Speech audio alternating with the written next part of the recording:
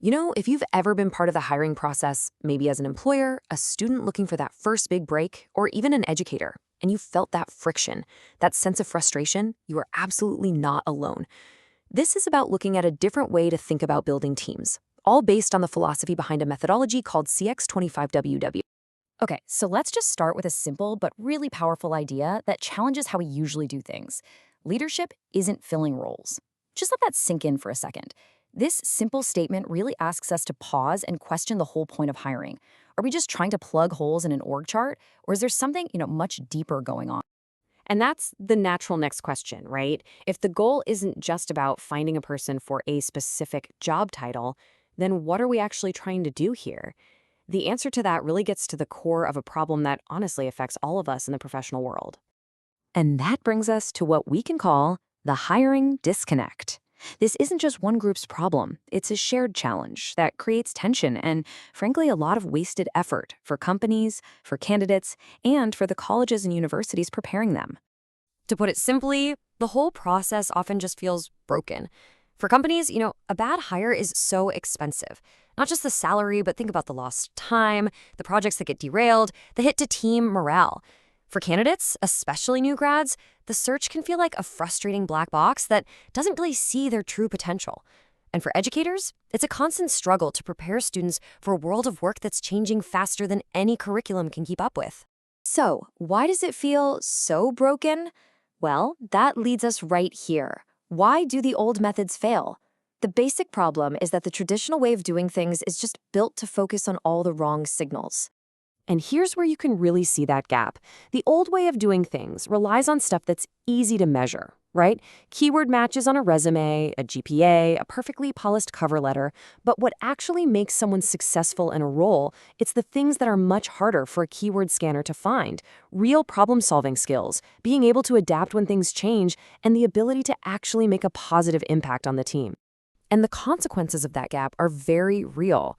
For employers, it's a painful cycle of high turnover and teams that just never seem to hit their stride. For students, it's this demoralizing search that makes them feel like their real abilities don't matter. And for colleges, it highlights that nagging gap between what's taught in the classroom and what's needed on day one of the job. Okay, so we've laid out the problem pretty clearly.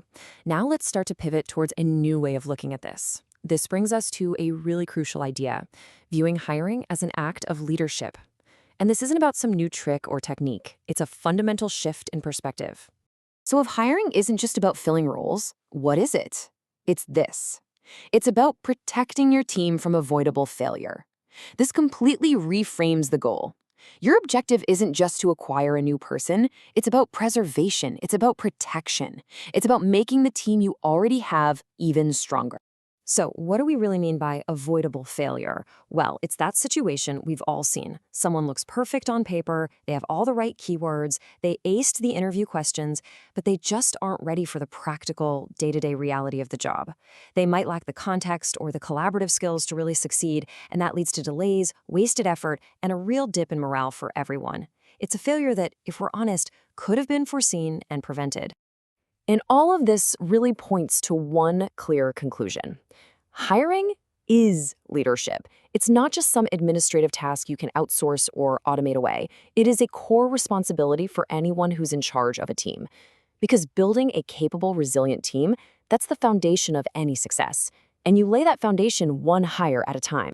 Now, that's a powerful idea, but how does it actually work? How do you put it into practice?